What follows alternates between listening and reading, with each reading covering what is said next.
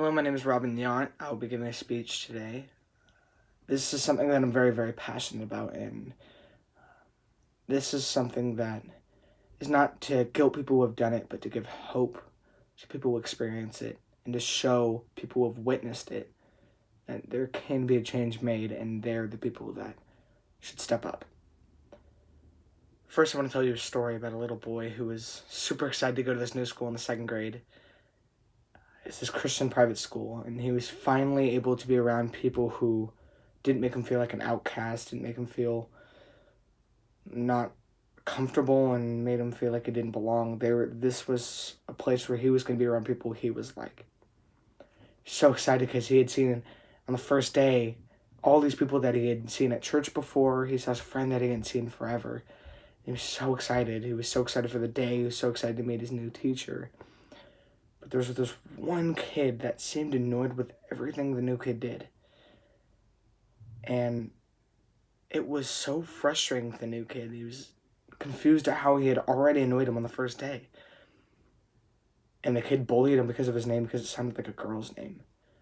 The new kid had never heard of that before, and he was embarrassed. And when kids would laugh because they thought it was funny, he was the only one who was confused. And he didn't understand why this kid felt the need to point names at him and make fun of him for something that he couldn't control. It was his name. It was given to him. And the kid just kept doing it day and day, and it was repetitive and over. And the kid finally stood up one day and said, "Enough. I know my name might sound like a girl's name. Probably heard it in a book before. Watched it in the show. But I am a guy, and I'm not going to take this anymore." And when a kid who had been there for a while went to the new kid and was in shock, but didn't stand down either. But the new kid's best friend came over and defended him.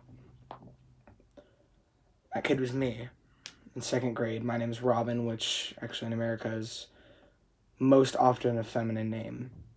I'm named after my grandpa, who is like a hero to my dad. He passed away a couple months before my parents got married. So I never got the chance to meet him, but from what I've understood is he was an amazing guy who loved people and fought hard for relationships. And that's someone that I wanted to be like. But it was something that I always was self-conscious about. Even to this day, sometimes I overthink when I tell people my name, and I've had people ask me why I don't go by my middle name, because they might think it sounds better.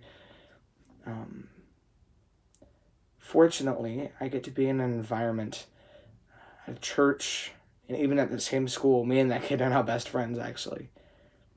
But it all comes with being able to stand up to someone who is hurting, and not to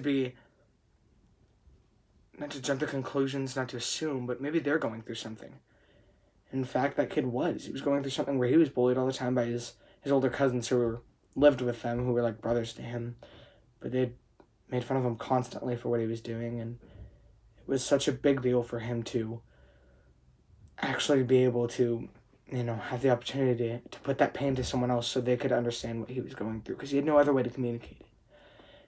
And over time, the friendship had began to draw closer together, because I was able to understand that he was going through pain. And even though we were both so young, people shouldn't underestimate, just because of your youth, that you are still capable of so much. And there's so many people who go through bullying, and there's so many people who watch it happen and have no idea what to do.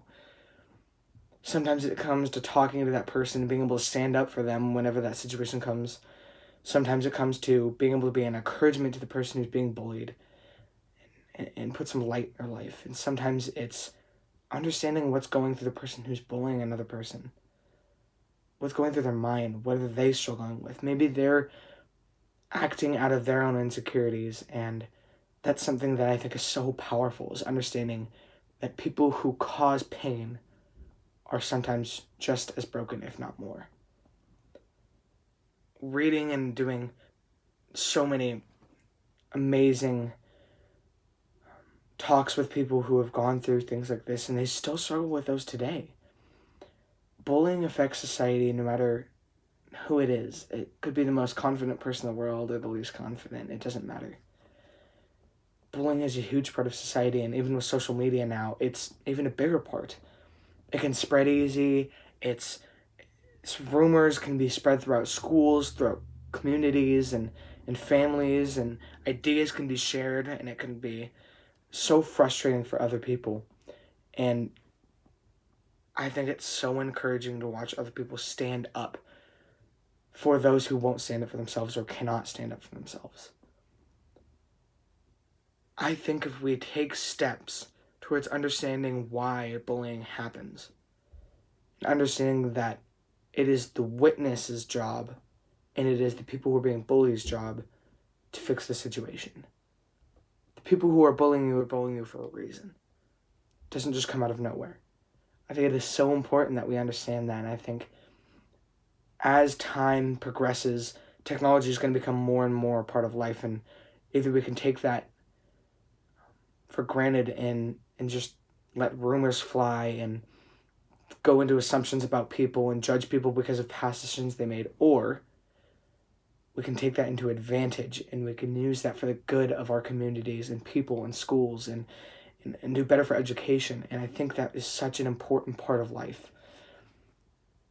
I hope today you think about someone who has been bullied, whether you are the person bullying them, maybe you were bullied and maybe you've seen it happen, or all of those are happening now. Maybe it will happen in the future. This is a challenge to the people watching this video to take steps to fixing this problem that has caused so much pain in families, communities, and countries. Let's fight this together. Thank you.